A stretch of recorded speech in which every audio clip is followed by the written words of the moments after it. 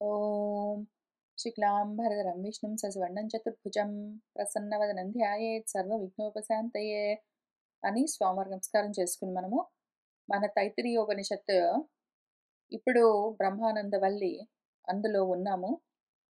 అందులో కూడా ప్రథమ అనువాకలో ఉన్నాము. ఇందులో ఒకే మంత్రం ఉన్నది. మొత్తం ఈ ఉపనిషత్తుకి సారభూతమైన విషయము ఈ మంత్రంలో ఉన్నది. ఏమి అంటే బ్రహ్మ గురించి చెప్తూ ఉన్నారు. బ్రహ్మను తెలుసుకున్నవాడు బ్రహ్మనే పొందుతాడు. దాన్నే పరం అని కూడా పిలుస్తారు. దాన్నే ఆత్మ అని కూడా పిలుస్తారు. పేర్లు ఏమైనా సరే విషయం మాత్రం ఆ తత్వం. దాని గురించే చెప్పడానికే ఈ మంత్రం అంతా ఉన్నది. ఇంతకా బ్రహ్మ ఏమి అంటే సత్యం, జ్ఞానం, అనంతం. ఎందుకు దాన్ని సత్యం అంటాము? సత్ కాబట్టి. ఎందుకు దాన్ని జ్ఞానం అంటాము? ఎందుకు అంటే జ్ఞేయము, జ్ఞాత అన్న కొసలు దానికి లేవు, అంతు లేదు. అటు ఇటు అంతులతో లేదది, అనంతం అని దీని గురించి మనం చాలా విస్తారంగా లోతుగా విచారణ చేస్తూ వచ్చాము. ఇంతకా బ్రహ్మ ఎక్కడ ఉన్నది? బ్రహ్మను తెలుసుకున్నవాడు అదే పొందుతాడు. ఆ బ్రహ్మ ఏమి అంటే సత్యం, జ్ఞానం, అనంతం అని చెప్పిన తర్వాత, సరే నేను తెలుసుకోవడానికి బయలుదేరుతున్నాను, అది ఎక్కడుంది చెప్తావా అంటే చెప్తాను అని మన మంత్రము. ఎవడైతే దీన్ని వాడి గుహలోనే పరమాకాశంలోనే ఉన్నట్టుగా తెలుసుకుంటాడో అని చెప్పింది. అప్పుడు మనము వేద అంటే అర్థమేమి? తెలుసుకోవడం అంటే అర్థమేమి? గుహ అంటే అర్థమేమి అని వ్యుత్పత్తులతో సహా, అట్లానే పరమాకాశం అంటే ఏమి? ఎక్కడుంది? దాన్నెందుకు అట్లా పిలుస్తారు అని కూడా చూసుకుంటూ వచ్చాము. సహ అశ్నుతే సర్వాన్ కామాన్ సహ బ్రహ్మణ విపశ్చిత ఇతి అని, ఆ విధంగా తెలుసుకున్నవాడు బ్రహ్మతో సహా కోరికలన్నీ పొందుతాడు అని ఉంటే దాని అర్థమేమి అసలు?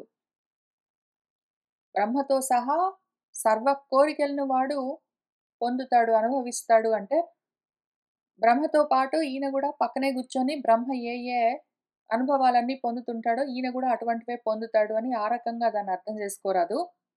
వాడే బ్రహ్మమవుతాడు. కాబట్టి కోరికలన్నీ తీర్చుకోవడానికి ఇంక వేరే వాళ్ళకి అవకాశం కూడా లేదు. ఉన్నదంతా ఒక్కటే. అనుభవం అంతా అదే. ఆ అనుభవ స్వరూపమై ఉంటాడు వాడు అని దాని గురించి గూడా మనము బ్రహ్మపరంగా అర్థం చూసుకున్నాము. ఇంకా ఇవాళ మిగిలిన మంత్రము తస్మాత్ వై ఏతస్మాత్ ఆత్మనః ఆకాశః సంభూతః అని మొదలవుతూ ఉన్నదేదున్నదో, దీని గురించి ఇక్కడి నుంచి ఈ మంత్రం చివరి వరకు భాష్యం చూద్దాము. తస్మాత్ వై ఏతస్మాత్, తస్మాత్ ఏతస్మాత్ అంటే ఏ బ్రహ్మ గురించి ఇక్కడ చెప్తూ ఉన్నారో ఆత్మ, దాన్నే ఆత్మ అని కూడా అంటారు. ఇంతకా బ్రహ్మ ఏంటి అంటే ఆత్మ, నీ స్వరూపం నువ్వే. అక్కడి నుంచి ఆకాశం వచ్చింది. ఆకాశం నుంచి గాలి, గాలి నుంచి అగ్ని, అగ్ని నుంచి నీరు, నీటి నుంచి భూమి, భూమి నుంచి ఓషధులు, ఓషధుల నుంచి అన్నం, అన్నం నుంచి పురుషుడు, అన్నం నుంచి పురుషుడైనా వచ్చేది. అన్నం తింటే ఏమైనా కలుగుతాయి గదా! ఇప్పుడు ప్రాణులన్నీ అక్కడి నుంచే వస్తాయి. స్పెసిఫిక్‌గా పురుషుడు అని ఎందుకు చెప్పారు మనిషి గురించి? ఇప్పుడు ఇదే పద్ధతి గదా! అన్నీ పరబ్రహ్మం నుంచే వచ్చాయి. అది కాక వేరేది లేదు. ఉన్నదంతా బ్రహ్మమే. అక్కడి నుంచి ఆకాశం వచ్చింది. ఆకాశం నుంచి గాలి, గాలి నుంచి అగ్ని, అగ్ని నుంచి నీళ్లు, నీళ్ల నుంచి భూమి, భూమి నుంచి ఓషధులు, ఓషధులు అన్నమయ్యి ఇవన్నీ అయిన తర్వాత, మరి వీటి నుంచే కదా అన్నం తినే కదా ప్రాణులన్నీ బ్రతికి ఉండేది. అయితే మంత్రం ఎందుకు స్పెసిఫిక్‌గా చాలా స్పెషల్‌గా మనిషి అని చెప్పిందిక్కడ? ఓన్లీ పురుషుడు గురించి ఎందుకు చెప్పింది? పైగా ఇక్కడ వర్ణిస్తూ ఉన్నది వాడి తల వర్ణించింది, వాడి కుడి చెయ్యి, వాడి ఎడమ చెయ్యి, వాడి పొట్ట, వాడి పుచ్చం అన్నీ చెప్తూ వచ్చింది గదా! కాబట్టి ఏమి చెప్తున్నది మనకి మంత్రము అని భాష్యము ఉన్నది. దాన్ని చూస్తూ వెళ్దాము.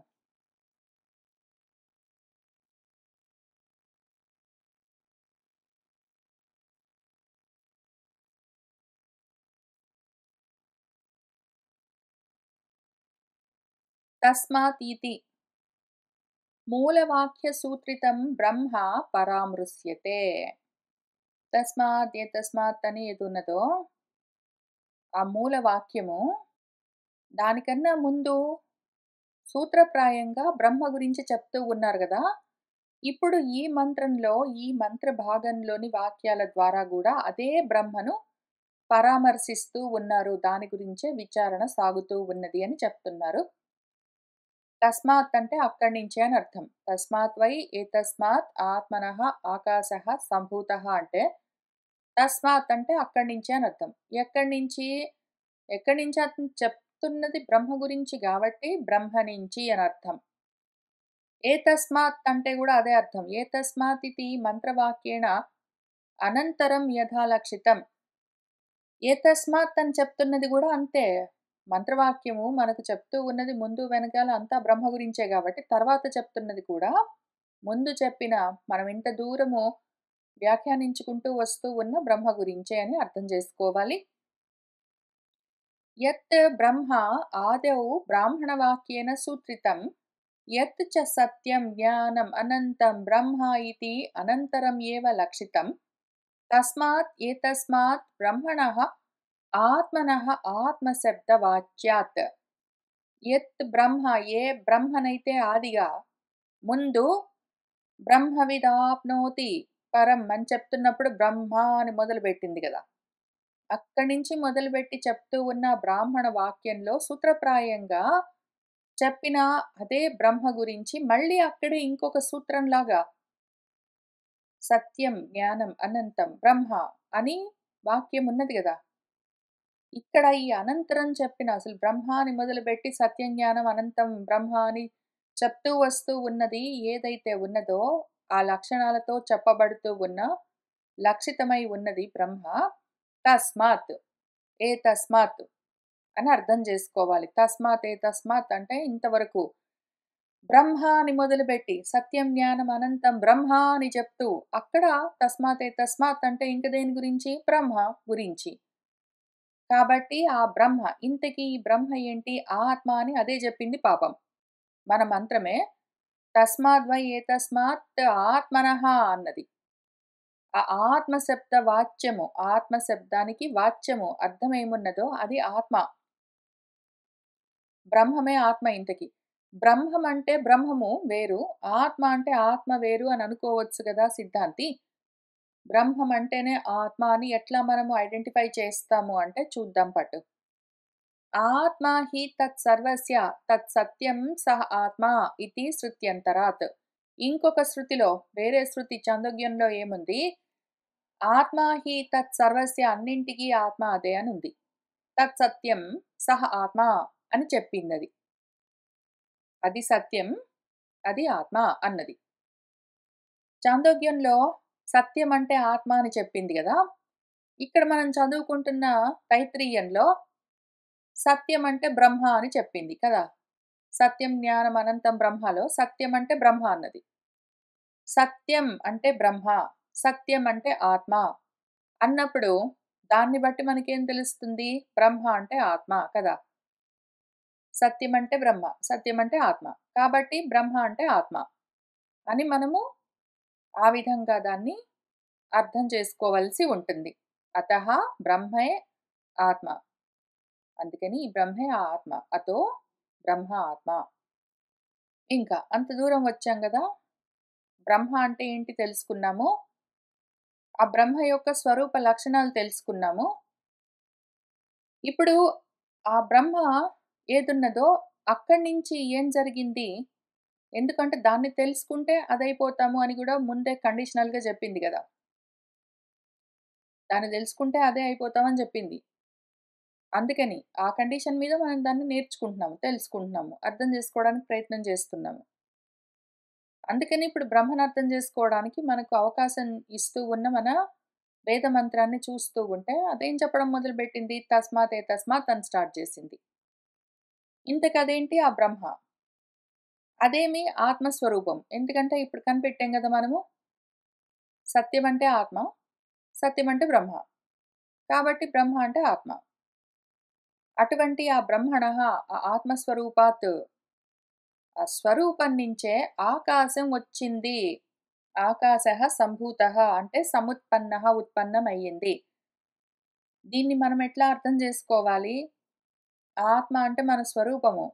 మనము ఇక్కడ కూర్చొని చదువుకుంటున్న శరీరాలు, దేహాలు గాదు. ఆత్మను నేను. నా నుంచే ఈ ఆకాశమొచ్చింది. ఆ ఆకాశంలో నేను లేను. నేనంతటా ఉన్నాను. అంత మాత్రమే లేను. అయితే అసలు ఆకాశం వచ్చిందెక్కడి నుంచి? నా నుంచే వచ్చింది. ఆకాశం నా నుంచే వచ్చిందని నేనెట్లా చెప్తాను? ఎట్లా నమ్మబుద్ధవుతుంది? కష్టం గదా! ఆకాశం వచ్చింది నా నుంచే అంటే, ఎట్లా నమ్మాలనిపిస్తుంది? కష్టమవుతుంది గదా! అంటే, సరే ఇంకొక రకంగా చెప్తాను పట్టు. నువ్వు నిద్రపోతున్నావనుకో, కలగంటూ ఉన్నావనుకో, కలలో ఆకాశం కనిపించిందనుకో, అదెక్కడి నుంచొచ్చింది? నీలో నుంచే వచ్చింది. నీలోనే ఉన్నది గదా! నీ వల్లే. నీలో నుంచే వచ్చింది. నీలోనే ఉన్నది. నీ వల్లే. వచ్చింది, ఉన్నది. అట్లానే ఇక్కడ ఆత్మ నించే ఆకాశం వచ్చింది. ఆకాశః నామ శబ్దగుణః అవకాశకరః మూర్తద్రవ్యాణం. ఈ ఆకాశం అన్న పేరున్నదేదున్నదో, దానికే శబ్దం అని ఒక గుణం ఉంటుంది. ఆకాశానికి శబ్దం అని ఒక గుణం ఉంటుంది. ఇప్పుడు ఈ ఆకాశానికి ఇంకొక లక్షణం ఏమి అంటే అవకాశకరః, అది అవకాశం ఇస్తుంది. ఆకాశము అన్నింటికి అవకాశం ఇస్తుంది ఉండడానికి స్పేస్. ఆ స్పేస్ అంతా ఫస్ట్ రావాలి కదా! నువ్వు కలగనాలి అంటే, కలగంటూ ఉన్న టైంలో కలను నువ్వు ప్రొజెక్టింగ్ చేయడానికి ఒక స్పేస్ ఉండాలి. కాబట్టి ముందేం చేస్తావు? ఆకాశాన్ని తయారు చేస్తావు నువ్వు. నువ్వు తయారు చేసిన ఆకాశంలో శబ్దాలన్నీ ఉండాలి గదా! మరేమి వింటావు నువ్వు? ఇప్పుడేమైందంటే, నువ్వు తయారు చేసుకున్న ఈ ఆకాశం అన్నింటికి అవకాశం ఇస్తుంది. తర్వాత నువ్వు కలలో ప్రొజెక్టింగ్ చేసే వస్తువులు, మనుషులు, రూపాలు, శబ్దాలు మొదలైన అన్నింటికి ఈ ఆకాశం అంటే నువ్వు తయారు చేసిన, నువ్వు కల్పించిన స్పేస్ అవకాశం ఇస్తుంది. అవకాశం అంటే కూడా ఖాళీ అని అర్థం. దీన్ని ఆకాశం అని ఎందుకు పిలుస్తారంటే, ఆశాంతం కాశము, ప్రకాశం అది. ఆకాశం అని ఎందుకంటామంటే, ఆశాంతము ప్రకాశిస్తూ ఉంటుంది. అది ఇప్పుడెందుకు ఈ స్పేస్ అంతా ఏంటి ఇంతకీ? ఏదో నువ్వు ఒక సినిమా ప్రొజెక్టింగ్ చెయ్యాలి అంటే, ఆ ప్రొజెక్ట్ చేయడం కోసం ఒక బ్లాంక్ స్క్రీన్ ఉండాలి. ఆ బ్లాంక్ స్క్రీన్ ఉన్నంత మాత్రాన దాని మీద పిక్చర్స్ అన్నీ కనిపించవు. దాన్ని ప్రకాశింప చేయడం కోసం లైట్ ఉండాలి కదా! లైట్ స్విచ్ ఆన్ చేస్తేనే ఆ వెలుగులో, ఆ వెలుతురులో ఆ తెర మీద బొమ్మలన్నీ కనిపిస్తాయి. కాబట్టి ఈ ఆకాశము 2 చేస్తుంది. ఈ ఆకాశం ఏం చేస్తుంది? ఒకటి తెరగా ఉంటుంది. ఒకటి వెలుగుగా కూడా ఉంటుంది. అందుకే దాని పేరు చాలా అందంగా ఆకాశం. ఆకాశం అవకాశం ఇస్తుంది అంటే తెర గూడా అదే పాపం. ఆ స్క్రీన్. తర్వాత ఆ స్క్రీన్ మీద ఏమైనా కనిపించాలి అంటే ప్రకాశింప చేయడానికి లైట్ గూడా అదే. అందుకే దాని పేరు ప్రకాశం. ఆకాశము, అవకాశం, ప్రకాశం. ఈ ఆకాశానికి ఈ అవకాశం, ప్రకాశం అన్న లక్షణాలున్నాయి గాబట్టే మనం కాశీ అని పిలుస్తాము దాన్ని. కాశీ అని ఎందుకు పిలుస్తాము? అక్కడ ప్రకాశం ఉంటుంది గాబట్టి అదంతా ప్రకాశం అదొక్కటే గాదు. నీ మనసే నీ హృదయాకాశమే ప్రకాశమయమై ఉంటుంది. అక్కడే ఇవన్నీ ప్రొజెక్షన్స్ నడుస్తూ ఉంటాయి. అందుకనే నీ దేహము స్థూల దేహం నిద్రపోతూ ఉంటే గూడా, చీకట్లో ఉంటే గూడా, నీ మనసులో స్వప్నలోకాలన్నీ ఎందుకు దర్శనమిస్తాయి? ఎందుకు అంటే, అసలు ఉన్న ఆకాశం, స్పేస్ ఇదంతా ప్రొజెక్ట్ అవ్వడానికి, అసలు వస్తువులన్నీ కనిపించడానికి, ప్రకాశించడానికి, ప్రకాశం 2 లోపలే ఉన్నాయి నీకు. నీ హృదయాకాశమే ప్రకాశమయమై ఉంటుంది. అది అవకాశమిస్తూ తెరగా కూడా ఉంటుంది. మొత్తం అంతా నీ లోపలే జరుగుతుంటుంది. అక్కడేం జరుగుతాయంటే, మూర్తులన్నీ, ద్రవ్యాలన్నీ, పదార్థాలన్నీ మూర్తీభవిస్తాయి, ఘనీభవిస్తాయి.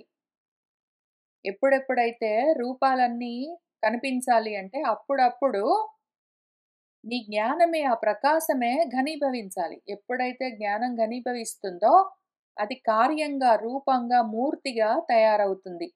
ఆ మూర్తులన్నీ ఈ అవకాశం ఇచ్చే ఆకాశంలో ఆ ప్రకాశమయమైన ఆకాశం వల్లే కనిపిస్తూ ఉంటాయి. ఇదంతా ఎక్కడి నుంచొచ్చింది ఇంతకీ? నీ వల్లే, నీలోనే.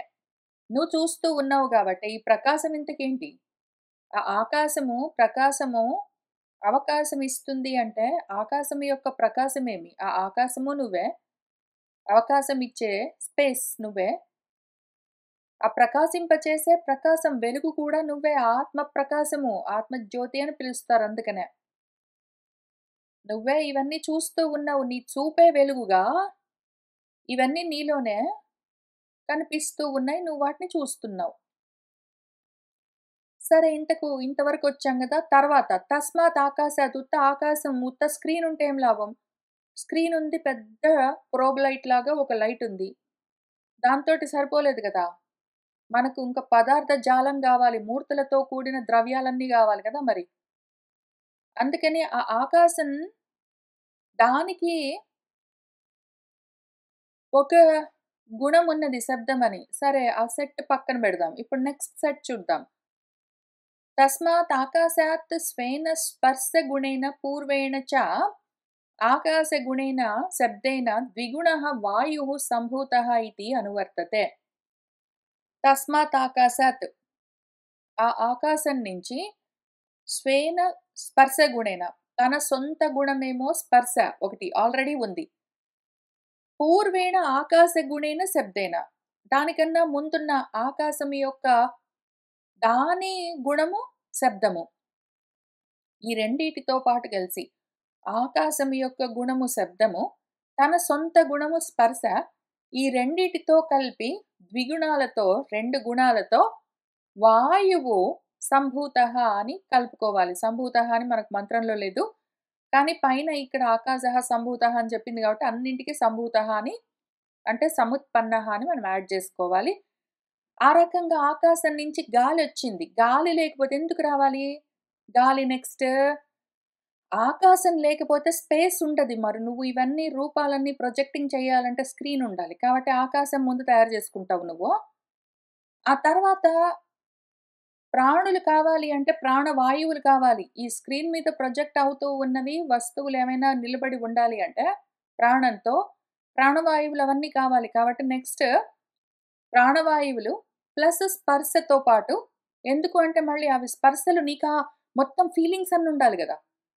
శబ్దాలు వింటూ ఉన్నట్టు, స్పర్శలు అనుభవిస్తూ ఉన్నట్టు, కలలో గూడా ఇవన్నీ అనుభవిస్తావు గదా నువ్వు. ఏవో వింటూ ఉన్నట్టు, చూస్తూ ఉన్నట్టు, తాకుతూ ఉన్నట్టు, తింటూ ఉన్నట్టు, ఎవరో మీద పడ్డట్టు, నువ్వు భయపడ్డట్టు, ఏదో సుఖంగా ఏనుగంబారి ఎక్కి వెళ్తున్నట్టు, ఇట్లాంటివన్నీ నువ్వు ఊహించుకోవాలి అంటే ఊహిస్తున్నావు గాబట్టి అవి కనిపిస్తున్నాయి. అవన్నీ ఉండాలంటే మరి అనుభవాలుండాలి మరి. ఊరికే జడ పదార్థాలు ఆకాశం, గాలి తయారు చేసుకుంటే పనికిరాదు. మళ్ళీ తన్మాత్రలుండాలి. ఆ మాత్ర స్పర్శలు, రూపాలు అవన్నీ ఉండాలి. కాబట్టి అవి గూడా నువ్వే తయారు జేసుకుంటావు. ఆ తర్వాత వాయోః చ స్వేన రూపగుణేన పూర్వాభ్యాం చ త్రిగుణః అగ్నిః సంభూతః. రూపం కావాలి. సరే ప్రాణవాయువులు తయారు జేసుకున్నావు. ఒక స్క్రీన్ తయారు జేసుకున్నావు. ప్రాణవాయువులు తయారు జేసావు మంచిది. అయితే రూపాలు కావాలి గదా! అందుకని ఇప్పుడు నెక్స్ట్ అగ్నిని తయారు జేసుకుంటున్నావు. వాయోః వాయువు దగ్గర నుంచి స్వేన రూపగుణేన తన సొంత గుణము రూపము అగ్నికి. పూర్వాభ్యాం ఇంతకు ముందు 2 ఉన్నాయి గదా! ఆకాశము దాని శబ్దము, గాలి దాని స్పర్శ. ఆ 2 గుణాలు శబ్దము, స్పర్శ అన్న 2 గుణాలతో దీని సొంత గుణము రూపం అన్న మూడో గుణంతో కలిపి త్రిగుణః 3 గుణాల అగ్ని ఒకటి సంభూతః బయలుదేరుతుంది. ఆ విధంగా నువ్వు తయారు చేసుకుంటావు. అగ్నేః చ స్వేన రసగుణేన పూర్వైః చ త్రిభిః చతుర్గుణ ఆపః సంభూతాః. ఇంకా అగ్ని నుంచి రసం కావాలి, రుచులు కావాలి. రూపాలున్నాయి అంటే బాడీస్ ఊరుకుంటాయా? వాటికేమైనా రుచి కావాలి. దేహం ఉన్నది అంటే దానికి రుచి కావాలి మరి. అందుకని స్వేన రసగుణేన దాని సొంత రసమన్న గుణంతో కలిపి పూర్వైః ఇంతకు ముందు ఉన్న త్రిభిః గుణాలున్నాయి గదా! ఆకాశం యొక్క శబ్దము, గాలి యొక్క స్పర్శ, అగ్ని యొక్క రూపము ఈ 3 శబ్దము, స్పర్శ, రూపమన్న 3 గుణాలతో కలిపి దీని సొంత గుణము రసము, రుచి దాంతో పాటు కలిపి చతుర్గుణ ఆపః సంభూతాః 4 గుణాలతో కూడి ఉన్న నీరు సంభవిస్తుంది. ఆ విధంగా దాన్ని తయారు చేసుకుంటావు. పాపం నువ్వు జస్ట్ ఇమాజిన్ రాత్రిపూట పడుకున్నప్పుడు కలగనాలనుకున్నప్పుడల్లా ప్రతి కల కోసము ఇవన్నీ ఆటోమేటిక్‌గా ఫాస్ట్‌గా తయారు చేసుకుంటావు. ఇవన్నీ నువ్వే చేసుకుంటావు. నువ్వు పడుకొని నిద్రపోతున్న టైంలో కల మొదలుపెట్టే కన్నా ముందు, మొదలుపెడుతూ ఉన్న సమయంలో ఇవన్నీ గబగబా క్రియేటింగ్ చేస్తావు. సృష్టించుకుంటావు నువ్వు. ఇవన్నీ లేకపోతే నీ కల కనిపించదు గదా! పాపం నీకు. నువ్వు ముందు ఒక స్క్రీన్ తయారు చేస్తావు. వెంటనే గాలులతోటి నింపుతావు. వెంటనే అగ్నులతోటి నింపుతావు. వెంటనే నీళ్లతోటి నింపుతావు. ఇంకిప్పుడు నువ్వు తయారు చేసిన ప్రాణులు నిలబడ్డానికి ఒక ఆధారం ఉండాలి గాబట్టి, భూమిని గూడా తయారు జేసుకుంటావు. ఇవన్నీ ముందు గబగబా తయారు జేసుకొని, ఆ తర్వాత ఇంకేవేవో రూపాలన్నీ కల్పించుకుని, కథలు కల్పించుకుని, సుఖాలని, దుఃఖాలని, ఏడుపులని, నవ్వులని నువ్వే స్టోరీ కల్పించి తర్వాత, ముందు ఈ fundamental basic building blocks initial background setup చేసుకుంటావు. తర్వాతేం జేస్తావు? స్టోరీ తయారు జేస్తావు. ఆ రూపాలు తయారు జేసి, రూపాలకి నువ్వే స్టోరీ తయారు జేసుకొని ఆ స్టోరీ తోటి ఆ రూపాలన్నీ ఏవో యాక్షన్ చేస్తుందని చూసుకుంటూ ఉంటావు. తర్వాత ఇంక చాల్లే అనిపించినప్పుడు ఏం చేస్తావు? అవన్నీ మళ్ళీ ఎక్కడిదక్కడ క్లోజ్ చేస్తావు. మొత్తం అన్నీ నీలోనే కలిసిపోతాయి. మళ్ళీ నువ్వు మేలుకుంటావు. మళ్ళీ నెక్స్ట్ రోజు మళ్ళీ ఎప్పుడో ఒకప్పుడు నిద్రపోయినప్పుడు మళ్ళీ కలగనాలంటే మళ్ళీ గబగబా ఇవన్నీ నువ్వు అప్పటికప్పుడు సృష్టిస్తావు. మళ్ళీ కల అయిపోయింది ఇంక మేలుకోవాలనుకున్నప్పుడు లయం చేస్తావు. ఈ సృష్టికి, లయానికి మధ్యలో వాటిని మెయింటైన్ చేస్తావు. స్థితి చేస్తుంటావు. ఇవన్నీ నువ్వే జేస్తావు. నీలో నుంచే వస్తాయి. అక్కడే ఉంటాయి. నీవే కారణం వీటన్నింటికి. కాబట్టి ఎంత దూరం వచ్చామో, నీళ్ళ వరకొచ్చామో ప్లస్ దానికున్న 4 గుణాలు. అద్భ్యః స్వేన గంధగుణేన పూర్వైః చతుర్భిః పంచగుణాః పృథివీ సంభూతా. అద్భ్యః నీటి నుంచి తన సొంత గుణము గంధము, వాసన దాంతో పాటు కలిపి పూర్వైః ఇంతకు ముందున్న 4 గుణాలు శబ్ద, స్పర్శ, రూప, రసాలన్న 4 గుణాలతో పాటు కలిపి దీని సొంత గుణము గంధము. ఇవన్నీ కలిపి ఒక 5 గుణాలతో పృథివీ సంభూత. అది సృష్టించబడుతుంది. నువ్వే సృష్టిస్తావు దాన్ని. ఇప్పుడు ఒక్కొక్క దానికి అంతకన్నా పైన ఉన్న గుణాలు కూడా కలిసి వస్తూ ఉండడం చేత కిందికొస్తూ ఉన్నప్పుడు అన్నీ ఉంటాయి. ఆకాశానికి శబ్దం తప్ప ఏమీ ఉండదు. ఆకాశం ఖాళీ లేకపోతే శబ్దం ప్రయాణించదు.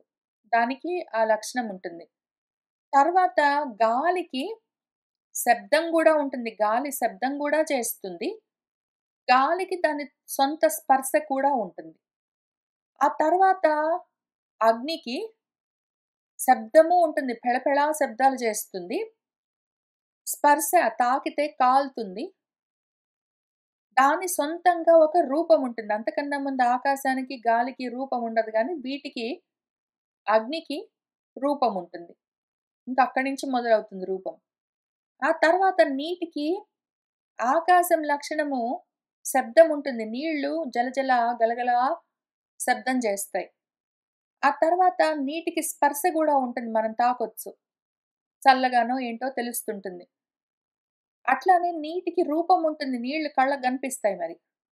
అట్లానే నీటికి దాని సొంత గుణము రుచి ఉంటుంది. ఇంకా తర్వాత భూమికి ఆ పైన ఉన్న 4 గుణాలు ప్లస్ దాని సొంత గుణము వాసన, గంధం ఉంటుంది. భూమి శబ్దాలు చేస్తుంటుంది. భూమిలో నుంచి శబ్దాలొస్తూ ఉంటాయి. భూమికి స్పర్శ ఉంటుంది. మనం తాకొచ్చు దాన్ని. భూమికొక రూపం ఉంటుంది. కళ్ళకు కనిపిస్తుంది. భూమికి రుచి ఉంటుంది. ఏదో ఒకటి మంచో చెడో. భూమికి వాసనుంటుంది. నీటికి వాసనుండదు. నీటికి ఆ పైన ఉన్న వాటికి నీరు దగ్గర నుంచి పైన ఉన్న వాటికి వాసనుండదింక. నీటికి గాని, అగ్నికి గాని, గాలికి గాని, ఆకాశానికి గాని వాసనలుండవు. గాలికి వాసనుండదు. గాలిలో వాసనుండొచ్చు. గాలికి దానంతట వాసనుండదు. అట్లానే నీటికి పైన ఉన్న మూడిటికి నీటికున్న లక్షణము రుచి ఉండదు. అగ్నికి, గాలికి, ఆకాశానికి రుచి ఉండదు. ఎందుకంటే ఆ పైన ఉన్న వాటికి, కింద ఉన్న వాటి సొంత గుణాలు ప్రవర్తించవు. అట్లానే అగ్ని పైన ఉన్న వాటికి రూపం ఉండదు. గాలికి, ఆకాశానికి రూపం ఉండదు. అట్లానే గాలి పైన ఉన్న ఆకాశానికి స్పర్శ ఉండదు. ఈ రకంగా చాలా ఇంటెలిజెంట్‌గా, చాలా ఫాస్ట్‌గా, మెరుపులాగా ఇవన్నీ ముందు గబగబా సృష్టిస్తావు నువ్వు.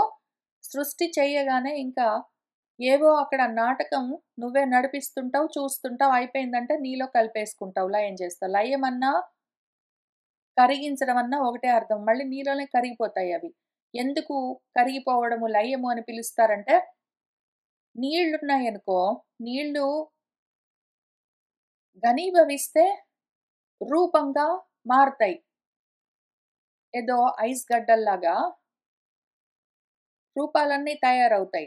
ఆ రూపాలన్నీ ఏవేవో రంగులతో ఉంటాయి. ఏవేవో పనులు చేస్తూ ఉంటాయనుకోండి. తర్వాత అవన్నీ మళ్ళీ కరిగిపోయాయనుకోండి. ఎక్కడికెళ్ళాయి? నీళ్ళలోనే ఉంటాయి. నీళ్ళలో నుంచి వచ్చి రూపాలన్నీ తీసుకొని ఆటలన్నీ ఆడిన తర్వాత మళ్ళీ అవన్నీ కరిగితే మళ్ళీ నీళ్ళలో కలిసిపోతాయి. అట్లానే జరుగుతూ ఉంటుంది. ఇప్పుడు ఈ పంచభూతాలయిపోయాయి గాబట్టి తర్వాత చూద్దాం. భూమి దాకా వచ్చేసిన తర్వాత పృథివ్యాః ఓషధయః, పృథ్వీలో నుంచి భూమిలో నుంచి ఓషధులన్నీ వస్తాయి. ఓషధులు అంటే ధాన్యాలు, తిండి గింజలు. ఓషధీభ్యః అన్నం, ఈ ధాన్యాల నుంచి అన్నమొస్తుంది. ఇక్కడ ఓషధులంటే చెట్లని గూడా అనుకోవచ్చు. భూమిలో చెట్లు, పంటలు అవన్నీ పండుతాయి. అక్కడి నుంచి అన్నమొస్తుంది మనకు. ఇప్పుడు అన్నాత్ రేతో రూపేణ పరిణతాత్ పురుషః శిరః పాణి ఆది ఆకృతిమాన్ అవుతాడు. ఈ అన్నం వరకు వచ్చాం గదా! ఇదంతా నా ప్రొజెక్షనే. ఇదంతా నేనే నన్ను ప్రొజెక్టింగ్ చేసుకుంటున్నాను. నేనే ఒక తెరగా మారాను. నేనే అందులో గాలి, నీరు, నిప్పు, భూమి అవన్నీగా మారాను. నేనే చెట్లుగా మారాను. నేనే అన్నంగా ఉన్నాను. ఇప్పుడు అన్నంగా నేనుంటే, అన్నం తినేవాడు ఒకడు గావాలి మళ్ళీ. కదా! అన్నం ఉన్నదంటే అన్నాదం ఒకటుండాలి. అన్నం, అన్నాద ఏవచ్చ అనేది ఒక సెట్. అన్నం ఉంది అంటే ఊరికుండి ఉపయోగమేమి? అన్నం తినేందుకు ఒకడుండాలి. మళ్ళీ అన్నం తినేవాడిని కూడా నేనే అవుతాను. అన్నం గూడా నేనే అవుతాను ముందు. ఆ తర్వాత అన్నం తినేవాడిని కూడా నేనే అవుతాను. ఎట్లా? ఆ అన్నం నించే రేతో రూపంగా, బీజంగా పరిణామం చెందుతూ పురుష రూపంతో శిరస్సు, తల, పాణి, చేతులు, పాదాలు మొదలైన అవయవాలతో కూడిన ఒక ఆకృతి ఆసాంతం కృతి. కృతి అంటే కృతమైంది, తయారైంది అని అర్థం. ఒక ఫార్మ్, ఘనీభవించిన ఒక ఫార్మ్ తయారవుతుంది. ఆ ఆకారంతో ఉన్నవాడిని అవుతాను నేనే మళ్ళీ. అందులో ఒక పురుషం గాదు. రకరకాల రూపాలన్నీ నేనే తయారవుతాను. సహ వై ఏషః పురుషః అన్నరసమయః అన్నరస వికారః. ఈ పురుషుడెవరింతకీ? అన్న రసం ఉంది గదా! మనం తిన్న అన్నమే మన దేహంగా మారుతూ ఉన్నది. అంటే అన్నము ఇప్పుడు దేహంలో, మన శరీరంలో నీళ్ళు, నిప్పు, అగ్ని, గాలి, ఖాళీ, ఆకాశం ఇవన్నీ ఎట్లా అయినా ఉంటాయి. అయితే నా శరీరం ఎట్లా ఫార్మ్ అవుతుంది మేజర్‌గా అంటే, నేను తింటున్న అన్నం వల్లే నా బాడీ తయారవుతూనే ఉంటుంది ఎప్పటికప్పుడు. ఎప్పటికప్పుడు నేను తింటున్న అన్నం వల్లే ఆ బాడీ తయారవుతుంది. అయితే దాని ఆకారం అది మెయింటైన్ చేస్తుంది గాబట్టి, నేను అట్లానే ఉన్నాను అని అనుకుంటాను. నేను పుట్టినప్పుడు అంటే ఇప్పుడు మీనా పుట్టినప్పుడు ఏ శరీరం ఉన్నదో, దాంట్లో ఉన్న కణాలు ఇప్పుడు లేవు. శరీరంలోని కణాలు ఎప్పటికప్పుడు పుడుతూ ఉంటాయి, చస్తూ ఉంటాయి. అవన్నీ అన్నంతో తయారవుతూ ఉంటాయి, అన్నంతో నశిస్తుంటాయి, తయారవుతుంటాయి, నశిస్తుంటాయి, తయారవుతుంటాయి, నశిస్తుంటాయి. కానీ ఆ ఆకారం మెయింటైన్ అవుతుంది గాబట్టి, అదే నేను అని అనుకుంటాను. అట్లా ఇక్కడ ఆ పురుషుడు అన్నరసం వల్ల అన్న వికారం వాడు. మనిషి అన్న వికారము. అన్నము మార్పులు చెందుతూ ఉంటే అన్నం తిన్న అన్నము నలోకి వెళ్ళి జీర్ణమయ్యి అది రసంగా మారి అది ఆ శరీరాన్ని మెయింటైన్ చేస్తూ ఉంటుంది. ఆ రకంగా మళ్ళీ పురుషుడు తయారవుతాడు. ఈ పురుషుడిలో నుంచే ఏ పురుషుడు? నేను. ఆత్మగా ఉన్న పరమ పురుషుడు ఎవరున్నానో నా నుంచే ఈ స్క్రీన్స్, తెరలు అవన్నీ ప్రొజెక్టర్స్ అన్నీ వచ్చిన తర్వాత ఆ స్క్రీన్ మీద ఆడడానికి రూపాలు మళ్ళీ పురుషుడు నేనే ఆ రూపాలు ధరిస్తాను. నేనే అన్నం తింటాను. అవే రూపాలు నేనే అవుతాను. నేనే ఆడుతుంటాను. నేనే చూస్తుంటాను. పురుషాకృతి భావితం హి సర్వేభ్యః అంగేభ్యః తేజః సంభూతం రేతో బీజం. పురుషాకృతి భావితం ఈ పురుషాకృతిని ధరించిన ఏ రూపమున్నదో దాని సర్వేభ్యః అంగేభ్యః దాని సర్వ అవయవాల్లో కూడా తేజో సంభూతమైన రేతస్సే బీజంగా ఉంటుంది. ఈ అన్నం నుంచే రేతో రూపంగా ఏదైతే పురుషుడు తయారయ్యాడో అదే దానికి బీజం. తస్మాత్ యః జాయతే సోపి తథా పురుషాకృతిః ఏవ స్యాత్. అక్కడి నుంచి తస్మాత్ అంటే ఏంటి మళ్ళీ అనుమానం రావద్దు. తస్మాత్ వై ఏతస్మాత్ బ్రహ్మణః ఆత్మనః అని చెప్పింది కదా మనకు వేద మంత్రము. ఆ పరబ్రహ్మము అంటే నేను ఆత్మ. నా నుంచి ఎవడైతే జాయతే పుడతాడో అంటే నేను కల్పించిన వీడెవడున్నాడో పురుషుడు సోపి వాడు తథా అదే విధంగా నేనెట్లా ఉన్నానో వాడు గూడా అట్లానే పురుషాకృతిలోనే ఉంటాడు. సర్వజాతిషు జాయమానానాం జననాకృతి నియమ దర్శనాత్. సర్వజాతుల్లో చెట్ల జాతుల్లో పుట్టినవి మళ్ళీ చెట్ల జాతిలోనే ఉంటాయి. ఒక చెట్టు నుంచి అదే చెట్టు లాంటిది ఇంకొకటొస్తుంది. మామిడి చెట్టు యొక్క బీజము విత్తనం నుంచి మళ్ళీ అదే రకము మామిడి చెట్టొస్తుంది. అదే రకం పక్షి నుంచి అదే రకం పక్షి వస్తుంది. అదే రకం మనిషి నుంచి మనుషులకి రకాలు లేరు. మిగిలిన వాటికి రకాలున్నాయి గానీ, జంతువులకి చాలా రకాలున్నాయి. పక్షులకి చాలా రకాలున్నాయి. చెట్లకి 5 రకాలున్నాయి. పొదలు, చెట్లు, ఏదో తీగలు అట్లాంటివి. అయితే కానీ, మనుషుల్లో మాత్రం రకాలు లేవు. ఒక్కటే రకము. ఇప్పుడు జంతువుల్లో పిల్లులుండొచ్చు, కుక్కలుండొచ్చు, సింహాలుండొచ్చు, ఏనుగులుండొచ్చు, చిరుతపులులుండొచ్చు, ఏమైనా ఉండొచ్చు. మళ్ళీ పిల్లుల్లో గూడా రకరకాల పిల్లులుండొచ్చు. కుక్కల్లో గూడా రకరకాల కుక్కలుండొచ్చు. అట్లా ఎన్ని రకాలైనా ఉండొచ్చు. జాతిలోనే మళ్ళీ విజాతులన్నీ ఉండొచ్చు. అదే సేమ్ స్పీషీస్‌లో సబ్ స్పీషీస్ ఎన్నైనా ఉండొచ్చు. కానీ మనిషి అన్న స్పీషీస్ ఒక్కటే ఉంటుంది. దానికింక సబ్ స్పీషీస్ లేవు. అట్లాంటిది ఇంకొకటి లేదు. ఇంక వేరేదేమీ లేదు. మనిషి అన్నది మాత్రం అంతా కలిపి ఒకటే జాతి. ఆ మనిషి జాతి నుంచి మళ్ళీ అట్లాంటి మనుషులే వస్తారు. మనిషి నుంచి కుక్క, కుక్క నుంచి ఏనుగు, ఏనుగు నుంచి చెట్టు, చెట్టు నుంచి కొండ ఇట్లా రావు. జనకాకృతి నియమ దర్శనాత్ దానికి జనకము దాన్ని జన్మింపజేసే మూలమేమున్నదో కారణము, అదే ఆకారము దాని కార్యం కూడా అవుతుంది. ఎక్కడి నుంచొచ్చిందో అదే రూపంతో వస్తుంది. ఆ రకంగా ఒక నియమమున్నది. అది మనకు కనిపిస్తూనే ఉంటుంది. అని ఆ మంత్రానికి ఇంతవరకు సహ వై ఏషః పురుషః అన్నరసమయః వరకు అర్థం చెప్పగానే మన సిద్ధాంతి వెంటనే మన పూర్వపక్షికి ఒక ప్రశ్న వచ్చింది. "నువ్వు చెప్పావు సిద్ధాంతి. చాలా బాగా ఎక్స్‌ప్లెయిన్ చేశావు. అయితే ఒక క్వెషన్ నాకు. సర్వజాతులు ఎక్కడెక్కడి నుంచి పుడుతున్నాయో ఆయా రూపాలనే పొందుతాయి. మనుషుల్లో నుంచి మనుషులే వస్తారు. కుక్కల్లో నుంచి కుక్కలే వస్తాయి. చెట్లలో నుంచి చెట్లే వస్తాయని జెప్పావు గదా! అయితే అంతా బాగుంది గానీ నా క్వెషన్ ఏంటంటే, సర్వేషామపి అన్నరస వికారత్వే బ్రహ్మవంశత్వే చావిశిష్టే కస్మాత్ పురుషః ఏవ గృహ్యతే. ఆ! ఈ ప్రశ్నకు జవాబు జెప్పు సిద్ధాంతి. సర్వేషాం సర్వజాతుల్లో జాయమానానాం పుడుతూ ఉన్న ఏ కార్యాలున్నాయో అవన్నీ గూడా వాటికి కారణం ఏ రూపంలో ఉందో ఇవట్లనే ఉంటాయి అని జెప్పావు గదా! అన్నీ అన్నరస వికారం వల్లే వచ్చాయి అని గూడా చెప్పావు గదా! అన్నీ బ్రహ్మ నుంచే వచ్చాయి అదే వంశము అని చెప్పావు గదా! ఆ రకంగా అన్నీ అవశిష్టంగా ఏమి విశేషం లేదు. ఏమి వేరువేరుగా లేవు. అన్నీ ఒకటే. అన్నీ ఆ బ్రహ్మ పదార్థం నుంచే వచ్చాయి. అన్నీ అన్నరసమయమయ్యే ఉన్నాయి. అయితే స్పెసిఫిక్‌గా కస్మాత్ మరి ఎందుకని? పురుషః ఏవ గృహ్యతే మనిషి గురించి మాత్రమే ఎందుకు చెప్తూ ఉన్నది మనకు వేద మంత్రము? వేరే జంతువులన్నీ గూడా ఇదే విషయం గదా! పురుషుడి గురించి స్పెసిఫిక్‌గా ఎందుకు చెప్తుంది? పైగా భగవంతుడి రూపాలు ఎప్పుడు జూసినా పురుషుడిలాగానే పురుషుడి ఆకారంలోనే ఎందుకుంటాయి? 2 కాళ్ళు, 2 చేతులు, ఒక తల. చూడ్డానికి రూపాకారం మొత్తం అంతా మనిషిలాగానే ఎందుకుంటుంది? మిగిలినవన్నీ గూడా అదే రూపాలు గదా!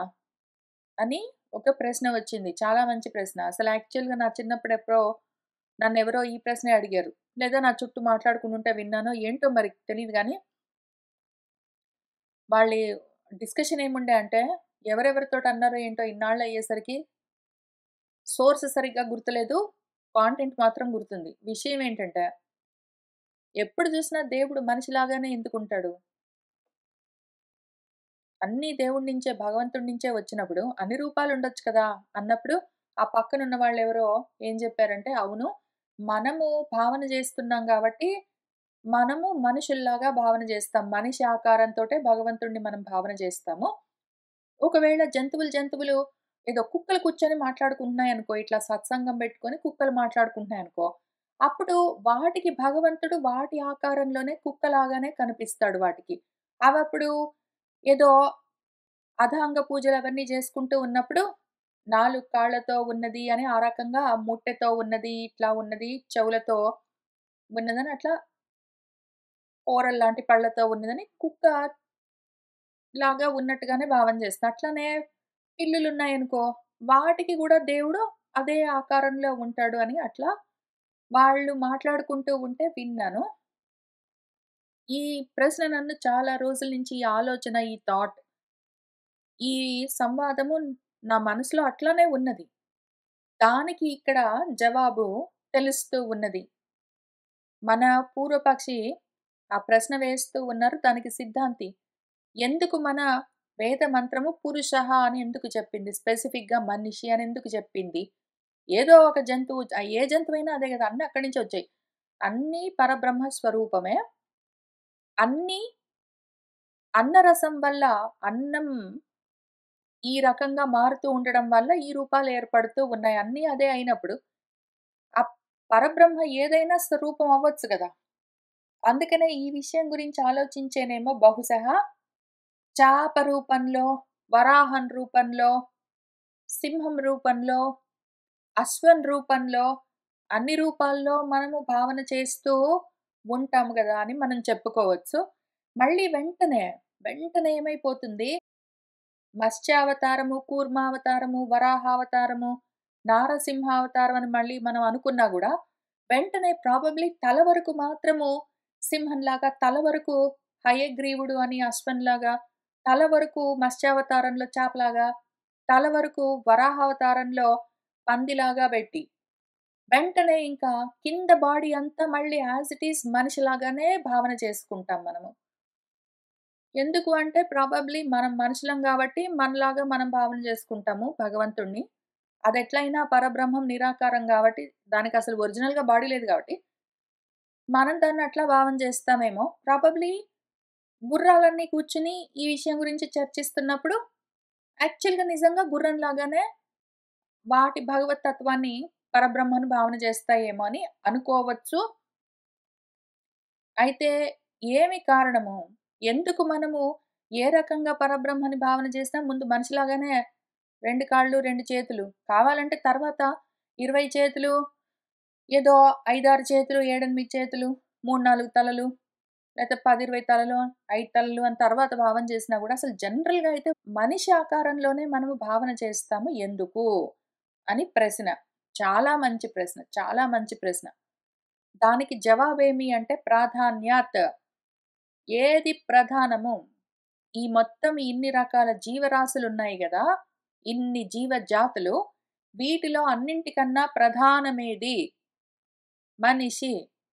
మనిషి గాబట్టి, మనిషి ఆకారంలోనే మన పరబ్రహ్మను, మన వేదము ఈ రకంగా దానికి కుడి చెయ్యి, ఎడమ చెయ్యి అని చెప్తుంది. వేదమే గదా చెప్పింది. పురుషుడు అని అదే పేరు పెట్టి, మనిషి అని 2 చేతులు, 2 కాళ్ళని అదే జెప్పింది. ఎందుకు వేదం అట్లా చెప్తున్నది అంటే, చెప్తున్న ఉపదేశం మనిషికి కాబట్టి. దాని ప్రాధాన్యం అట్లా ఉంది కాబట్టి, మనిషి అని చెప్పింది అని మన సిద్ధాంతి జవాబు చెప్తే, మన పూర్వపక్షి ఏమడుగుతున్నారు? కిం పునః ప్రాధాన్యం? దాని ప్రాధాన్యమేమి? మనిషి యొక్క ప్రాధాన్యమేమి? ఎందుకు వేదము మనిషి ఆకారంలోనే పరబ్రహ్మను వర్ణిస్తూ మనిషికే ఎందుకు చెప్తున్నది అంటే ఇక్కడ ఎంత అందమైన విషయం ఉందంటే, ఎంత అందమైన విషయం ఉందంటే చూద్దాము. ఎందుకు అంటే కర్మ జ్ఞానాధికారః. కర్మాధికారము, జ్ఞానాధికారము ఎవరికున్నది? ఓన్లీ మనిషికున్నది. జంతువులకో, చెట్లకో, బండలకో, మిగిలిన భూతాలకో వేటికి కర్మాధికారము లేదు, జ్ఞానాధికారము లేదు. ఓన్లీ మనిషికే ఉన్నది కాబట్టే మనిషికి చెప్పవలసొస్తుంది. పురుషః ఏవ హి శక్తత్వాత్, అర్థిత్వాత్, అపర్యుదస్తత్వాత్ చ కర్మజ్ఞానయోః అధిక్రియతే. పురుషః ఏవ హి మనిషికి మాత్రమే శక్తి ఉన్నది. కర్మలు చేసే శక్తి మనిషికి మాత్రమే ఉన్నది. కాక అర్థిత్వాత్ ఈ పని చేస్తే నాకిది ఒకటి వస్తుంది అని కోరుకునే శక్తి జ్ఞానంతో నేను ఈ పని చేశానంటే నాకిదొకటొస్తుంది అని ఆలోచించి చేయగలిగిన శక్తి సామర్థ్యాలు ఓన్లీ ఆ శక్తి, ఆ సమర్థత 2 ఓన్లీ పురుషుడికున్నాయి. శక్తిత్వాత్, అర్థిత్వాత్. కాక ఉపర్యుదస్తత్వాత్ ఉదాసీనంగా ఉండడం అన్న పద్ధతి మనిషికి లేదు. మిగిలిన జంతువులు, చెట్లు, చామలు, కొండలు, కోనలు, బండలు అవన్నీ గూడా ఉదాసీనంగా ఉంటాయి. ఎట్లా జరిగితే అట్లా జరుగుతుంది. అవి ఉన్న స్థితిని మార్చుకోవడానికి ప్రయత్నం చెయ్యవు. కానీ మనిషి అట్లా ఉండడు. వాడు ఉదాసీనంగా ఎట్లా జరిగితే అట్లా జరిగిందని వాడు ఉండడు. అట్లా ఎవడైనా ఉంటే వాడిని జంతువని అందుకే పిలుస్తారు. మనిషికి ఆ లక్షణం ఉండదు టెక్నికలీ. వాడు ఉదాసీనంగా ఉన్నదేదో ఉన్నదో పోనీలే, కానీలే అనుకోని వాడు ఉదాసీనంగా ఉండలేడు వాడు. ఉన్న స్థితి నుంచి ఉన్నత స్థితికి వెళ్ళాలని వాడు ప్రయత్నం చేస్తూ ఉంటాడు కాబట్టి వాడికి జెప్పాలి. కుక్కనో, పిల్లినో కూర్చోబెట్టి చెప్తే, వాటికి చేసేందుకు శక్తి సామర్థ్యాలు శక్తి లేదు, సామర్థ్యం లేదు. వాటికి క్రియాశక్తి లేదు, జ్ఞానశక్తి లేదు. క్రియాధికారం, కర్మాధికారం, జ్ఞానాధికారం వాటికి లేవు గాబట్టి, వాటికి చెప్పడానికి ఉండవు. నా చిన్నప్పుడు వాళ్ళు వీళ్ళు నా పక్కన కూర్చొని మాట్లాడుకుంటుంటే విన్నానని చెప్పిన దాంట్లో, ఒకవేళ కుక్కలన్నీ కూర్చుని సత్సంగం చేసుకుంటే, పిల్లులన్నీ కూర్చుని ఈ విషయాలు విచారణ చేస్తే, గుర్రాలన్నీ కూర్చొని, సింహాలన్నీ కూర్చొని అని అనుకోవడానికి బాగుంది గానీ, అవి కూర్చొని ఇవి విచారణ చెయ్యలేవు. వాటికి కావలసిన సామర్థ్యం లేదు. సామగ్రి, ఆ శక్తి వాటికి లేదు. అవి కూర్చొని ఇట్లాంటి డిస్కషన్స్ చెయ్యవు. ఓన్లీ మనిషే చేసేది. ఎందుకు చేస్తాడు అంటే, వాడు ఉదాసీనంగా ఉండవలసిన అవసరం లేదు. వాడు ఉండడు. వాడు ఉన్న స్థితి నుంచి పైకి వెళ్ళాలనే ప్రయత్నం చేస్తూ ఉంటాడు. ప్రపంచంలోనైనా సరే, పారమార్థికంగానైనా సరే. అందుకని వాడికి కర్మ జ్ఞానయోః అధిక్రియతే. వాడికి కర్మాధికారం, జ్ఞానాధికారం అందుకనున్నాయి. ఎందుకున్నాయి? 1 పురుషుడికే అంత శక్తి ఉంది. ఆలోచనా శక్తి ఉంది. పురుషుడికే కావాలి అని కోరుకునే సత్తా ఉంది. 2 పురుషుడికి ఉదాసీనంగా ఉండే లక్షణమే లేదు. 3 ఈ 3 కారణాలకి వాడికి ఈ 2 అధికారాలుంటాయి. వాడేదైనా జేసుకోవచ్చు. వాడికి కర్మాధికారం, జ్ఞానాధికారం ఉంటాయి. వాడు కూర్చొని వాడి ఇష్టం వచ్చినట్టు జేసుకోవచ్చు. ఇదే విషయం మనకు శృతి ఏం చెప్తున్నది? పురుషేతు ఏవ ఆవిస్తరాం ఆత్మా సహ హి ప్రజ్ఞానేన సంపన్నతమః విజ్ఞాతం వదతి, విజ్ఞాతం పశ్యతి, వేద స్వస్తనం, వేద లోకాలోకౌ మర్త్యేన అమృతం ఈక్షతీతి ఏవం సంపన్నః అథా ఇతరేషాం పశూనాం అసనా పిపాసే ఏవ అభివిజ్ఞానమిత్యాది శృత్యంతర దర్శనాత్. ఇంకొక శృతి ఏం చెప్తున్నదంటే, పురుషేతు ఏవ మనిషిలోనే మాత్రమే ఆవిస్తరాం ఆత్మ. ఆవిస్తరాం అంటే చాలా అందమైన అర్థం ఉంది. ఆశాంతము పురుషుడిలో ఆత్మ పూర్తిగా, పూర్ణంగా ఆవేశించి ఉన్నది. మనిషిలోనే ఈ ఆవిస్తరాం అన్న దానికి ఇంగ్లీష్‌లో చాలా అందమైన అర్థం ఉంది. మేనిఫెస్టేషన్. ఆత్మ పూర్తిగా మనిషిలోనే మేనిఫెస్ట్ అయ్యి ఉంటుంది కంప్లీట్‌గా. పూర్ణంగా మనిషిలో మాత్రమే ఆత్మ మేనిఫెస్ట్ అయ్యి ఉంటుంది. మిగిలిన జంతువుల్లో కూడా ఆత్మ ఉంటుంది. అయితే ఆత్మ పరిపూర్ణంగా మేనిఫెస్ట్ అయి ఉన్నది కంప్లీట్‌గా అదే రూపంగా వేరు కాకుండా ఉన్నది మాత్రం మనిషిలోనే. వేరే జంతువుల్లో కూడా ఉన్నది. అయితే తక్కువగా ఉంటుంది. ఆత్మ యొక్క లక్షణాలు సర్వజ్ఞత మొదలైనవి తక్కువుంటాయి. బండరాళ్ళు వాటిలో ఇంకా తక్కువుంటుంది. కానీ పూర్తిగా ఆత్మ ఆవేశించి కంప్లీట్‌గా విస్తరించి, వ్యాపించి పరిపూర్ణంగా ఉన్నది మాత్రం మనిషిలోనే. సహ హి వాడు ఒక్కడే మనిషి మాత్రమే ప్రజ్ఞానేన సంపన్నతమః ప్రజ్ఞానంతో కూడి ఉంటాడు. ఏదో ఒక జ్ఞానం గాదు. ప్రజ్ఞానంతో కూడి ఉన్నది మనిషి మాత్రమే. దాంతో వాడు విజ్ఞాతం వదతి వాడు తెలుసుకుని మాట్లాడతాడు. విజ్ఞాతం పశ్యతి తెలుసుకున్నది చూస్తూ ఉంటాడు. వాడు చూసినా, మాట్లాడినా, తిన్నా, ఏదైనా చేసినా తెలుసుకుంటూ ఉంటాడు వాడు. ఆ తెలుసుకుంటూ ఉండడం అన్న లక్షణము మనిషికి మాత్రమే కంప్లీట్‌గా ఉంటుంది. వాడిలో ఆ లక్షణము, ఆ ప్రజ్ఞానము మేనిఫెస్ట్ అయ్యి ఉంటుంది. వాడు పైగా స్వస్థనం వేద రేపేం జరుగుతుంది? తర్వాత ఫ్యూచర్‌లో ఏం జరుగుతుంది? అని వాడు తెలుసుకుంటూ ఉంటాడు. రేపేం చేస్తాను? 5 ఏళ్ల తర్వాత ఏం చేస్తాను? కొన్నాళ్ల తర్వాత ఏం చేస్తాను? సాయంత్రం ఏం చేస్తానని తర్వాత ఫ్యూచర్‌లో జరిగేది కూడా వాడు ఇక్కడ కూర్చొని మొత్తం తెలుసుకుంటూ ఉంటాడు. వాడు ప్లానింగ్ అంతా చేస్తూ ఉంటాడు. ఈ లక్షణం మళ్ళీ జంతువుల్లో, చెట్లలో, బండల్లో వాటిలో ఉండదు. వాడు పైగా లోకాలోక వేద ఈ లోకం, ఆ లోకం అని లేదు. వాడు అన్ని లోకాల్ని దర్శిస్తుంటాడు వాడు. పైగా మర్త్యేన అమృతం ఈక్షతి మృతత్వంతో, నాశంతో కూడి ఉన్న లక్షణాలు ఈ 2. కర్మాధికారం, జ్ఞానాధికారం పర్మనెంట్‌గా ఉండేవి గావు. కర్మాధికారం గూడా పర్మనెంట్‌గా ఉండదు. జ్ఞానాధికారం గూడా పర్మనెంట్‌గా ఉండదు. కానీ, ఆ రకంగా ఉన్న శక్తులతోటే, ఆ సామర్థ్యంతోటే వాటినే పెట్టుకుని వాడు అమృతత్వాన్ని చూస్తుంటాడు వాడు. ఈ నాశం అన్న లక్షణంతో కూడి ఉన్న కర్మలనో, జ్ఞానాలనో బెట్టుకుని సత్యం, జ్ఞానం, అనంతం, బ్రహ్మ అయి ఉన్న తన స్వరూపాన్ని వాడు తెలుసుకుంటూ ఉంటాడు. ఆ లక్షణం ఇంక వేరే జంతువులకి లేదు. అందుకని ఆ జంతువులన్నీ కుక్కలో, పిల్లిలో, గొర్రెలో, ఏదో గుర్రాలో, ఏనుగులో కూర్చొని ఈ మీటింగ్స్ అన్నీ సత్సంగాలన్నీ బెట్టుకుని, ప్రవచనాలన్నీ చేసుకుంటూ, శ్రవణాలన్నీ జేసుకుంటూ కూర్చోవు. వాటికి ఆ లక్షణం లేదు. ఇతి ఏవం సంపన్నః ఓన్లీ మనిషి మాత్రమే ఇటువంటి సంపదతో ఉన్నాడు. వాడొక్కడే సంపన్నుడు. అట్లానే అందుకనే మనం ఏం చెప్పుకోవాలంటే అర్థం చేసుకోవాల్సిన విషయము, ఇతరేషాం పశూనాం వేరే పశువుల్లో వాటిలో అసనా పిపాసే ఆకలేస్తున్నది తింటాను. దాహం వేస్తున్నది మంచినీళ్ళు తాగుతాను అని 2 చెప్పారు. ఆకలేస్తున్నది తింటాను, దాహం వేస్తున్నది మంచినీళ్ళు తాగుతాను, నిద్రొస్తున్నది పడుకుంటాను. కోరిక కలుగుతున్నది ఇంక వేరే అటువంటి సజాతీయమైన జంతువుతో కలుస్తాను. ఇటువంటివి తప్ప వేరే తెలివితేటలు వాటికి ఉండవు. ఇంత మాత్రమే అసనా పిపాసే ఏవ అభివిజ్ఞానం వాటి జ్ఞానం మొత్తం ఇంతవరకే తిందామా, పడుకుందామా. ఇవి తప్ప వాటికి వేరే జ్ఞానాలు ఉండవు. ఓన్లీ మనిషికి మాత్రమే ఈ జ్ఞానం, ప్రజ్ఞానం మామూలు ఏదో ప్రాపంచికమైన విజ్ఞానం గాదు. ఆత్మ గురించిన ప్రజ్ఞానం ఉన్నది వీడు ఒక్కడికే గాబట్టి వీడికే చెప్పవలసొస్తుంది. అందుకే వీడినొక్కడినే పెట్టుకుని నిరాకారమైన పరబ్రహ్మను సాకారంగా చూపిస్తూ ఉన్నప్పుడు వీడు ఇంకా క్లోజెస్ట్ మోడల్ గదా! ఆత్మకి వీడు క్లోజెస్ట్ మోడల్ గాబట్టి వీడి మోడల్‌లోనే ఆ నిరాకారమైన ఆత్మతత్వాన్ని సాకారంగా వీడిలాగానే చూపిస్తుంది. ఎందుకంటే ఉన్న మోడల్స్‌లో వీడు క్లోజెస్ట్ ఆత్మకు కాబట్టి.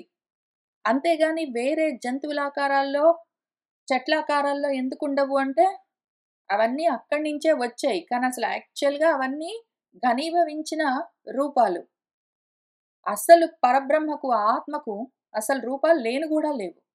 తెలుసుకుంటూ, అర్థం చేసుకుంటూ పొందాలని కోరుకున్నది మనిషి గాబట్టి, మనిషి బ్రహ్మకు అంటే ఆత్మకు చాలా అత్యంతంగా సమీపంగా ఉన్న స్థితిలో ఉన్నది గాబట్టి, దాని మోడల్‌లోనే వేదం మనకు మన ఆత్మను చూపిస్తూ ఉంటుంది. సహ హి పురుషః ఇహ విద్యయా ఆనంతరతమం బ్రహ్మ సంక్రామయితుం ఈష్టః.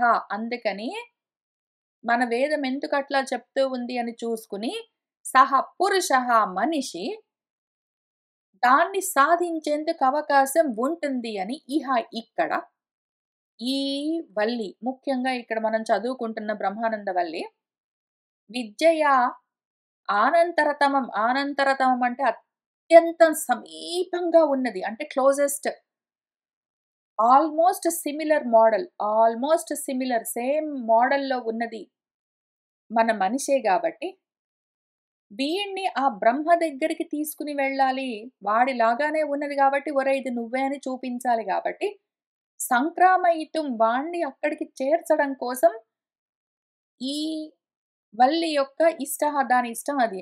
దాని అభిప్రాయం, దాని కోరికది. మనిషి పరబ్రహ్మానికి అత్యంత సమీపము, సన్నిహితం. అదే మోడల్, అదే లక్షణంతోటి కంప్లీట్‌గా మేనిఫెస్ట్ అయ్యి ఉండడం చేత, వీడికి దాన్ని చూపించాలన్న ఉద్దేశంతోటే అందుకని పురుషః అని జెప్పిందది. పశువులో, పక్షిలో, చెట్లో చెప్పకుండా.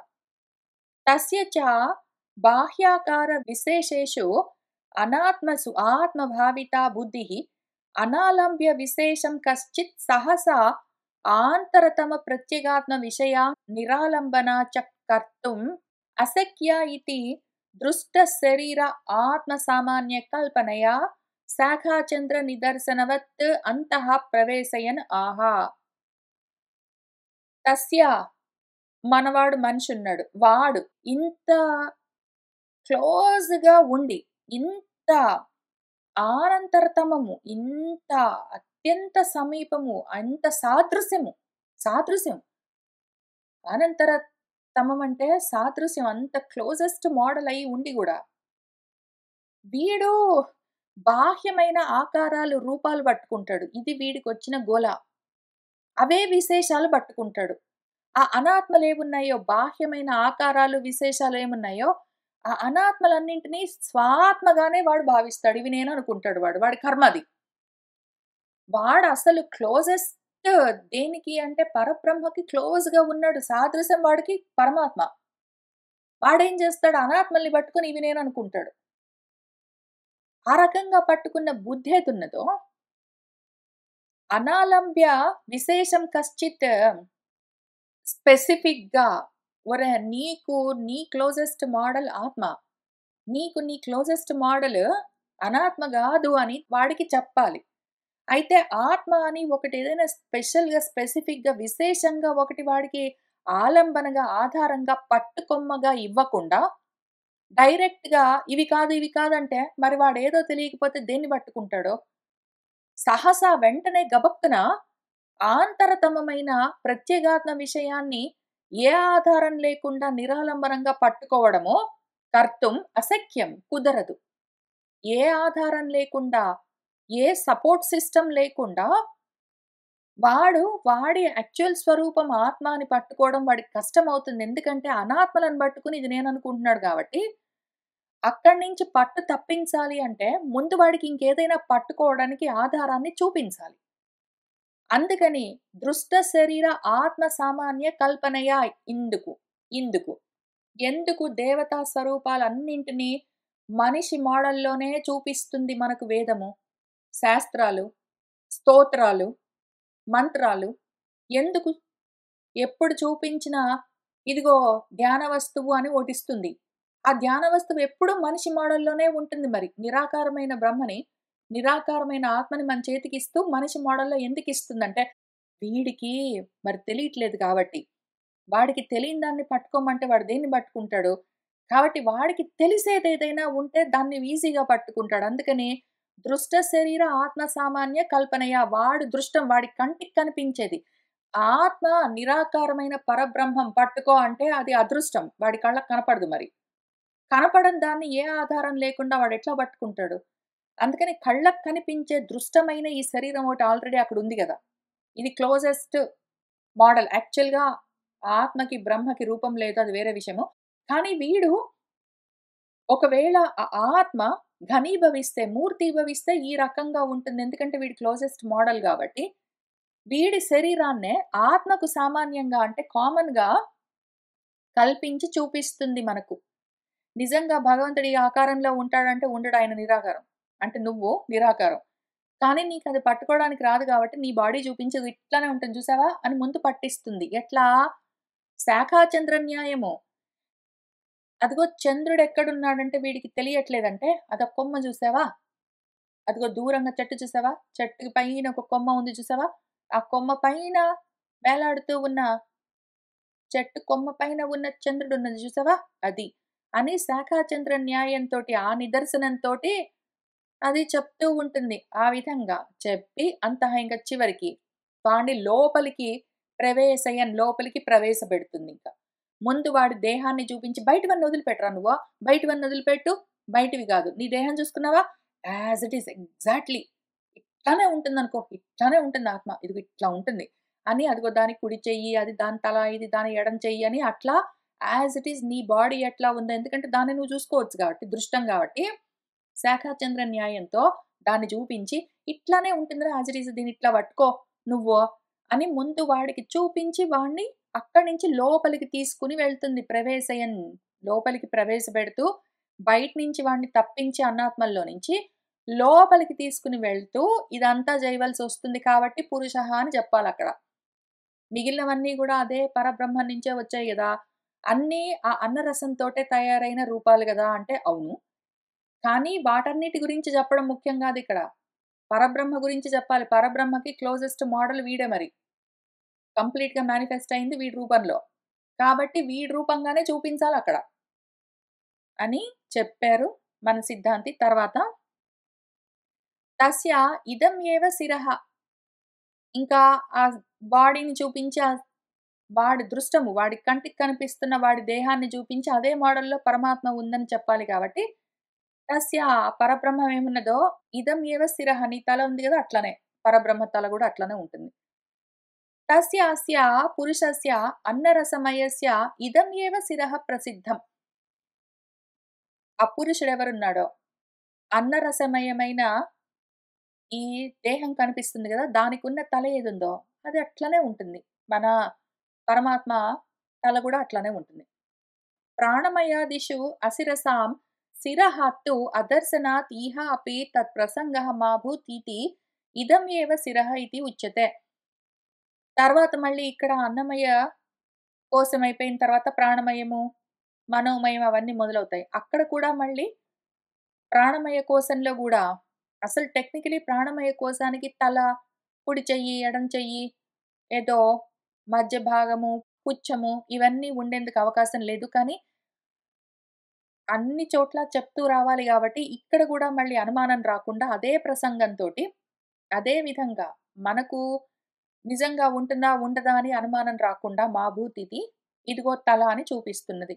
ఏవం పక్షాదిషు యోజన అట్లానే పక్షాల గురించి కుడి చెయ్యి, ఎడమ చెయ్యి అని గూడా మనం కలుపుకొని చూసుకోవాలి. అయం దక్షిణః బాహుః పూర్వాభిముఖస్య దక్షిణః పక్షః. అయ్యం అంటే ఇది. ఏ పరమాత్మ ఉందో దానికున్న దక్షిణం బాహువు నీ చెయ్యుందా?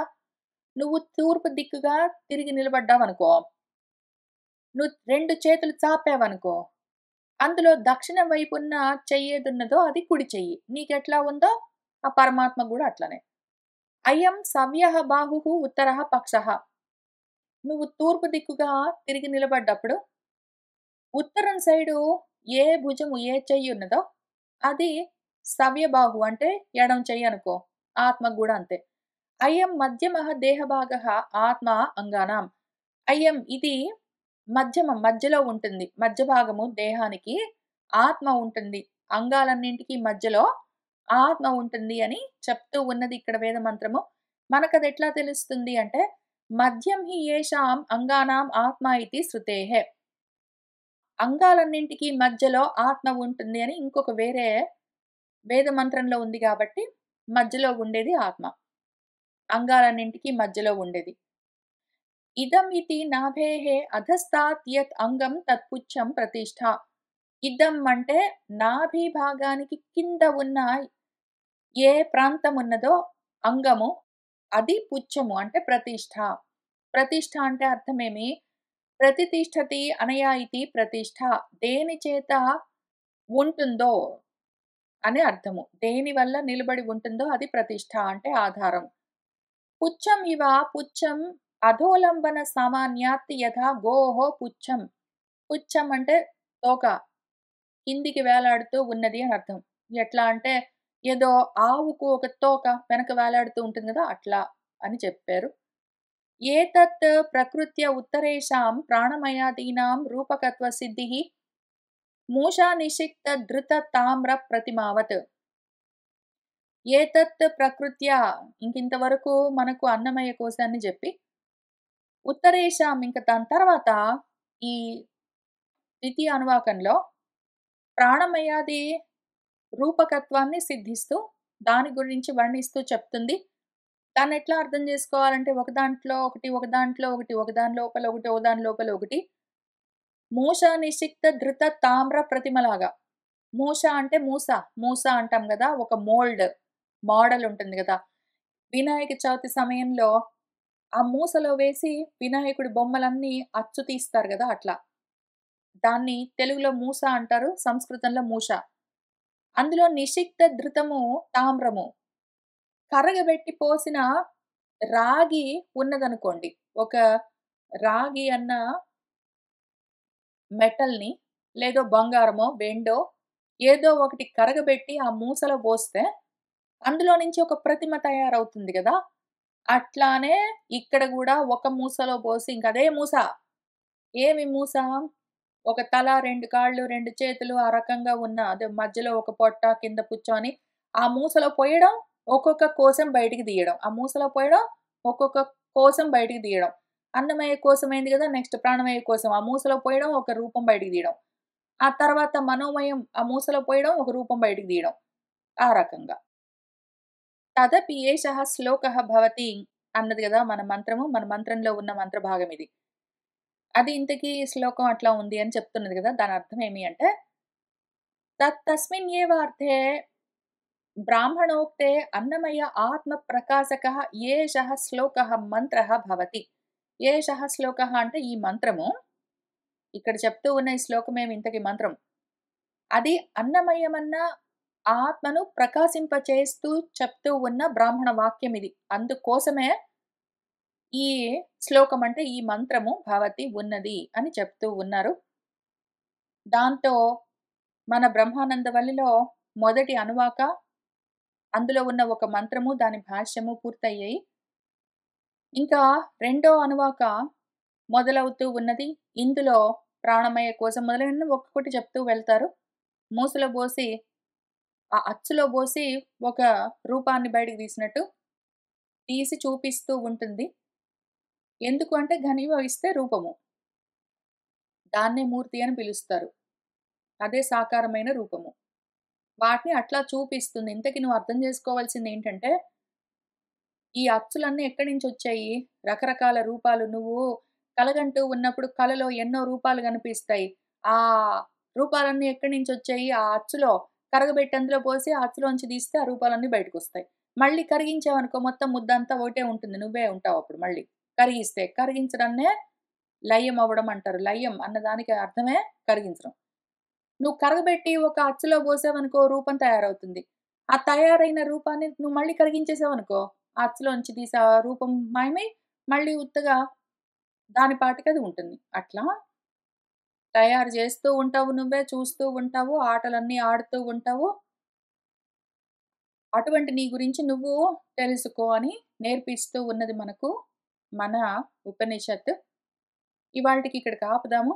మళ్ళీ వచ్చే వారం కలిసి కూర్చొని ఇక్కడి నుంచి చదువుకుంటూ ముందుకు వెళ్దాము. సర్వం శ్రీకృష్ణ పరబ్రహ్మ పాదారవిందార్పణమస్తు.